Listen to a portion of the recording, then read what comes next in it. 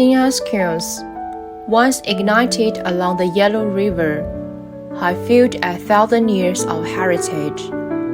Ganquan ceramics use refined Yellow River clay, turning history into artful vessels. From clay refining to the transformations of kiln-fired glazes, each piece embodies the profound legacy of the Yellow River culture. As the kilns continue to burn, the ancient craft lives on, carrying forward an eternal dialogue between earth and fire with new vitality. Jiang Xiaohui, the 10th generation inheritor, began his ceramic journey amid the shards of porcelain and ancient kiln sets in Ganquan village.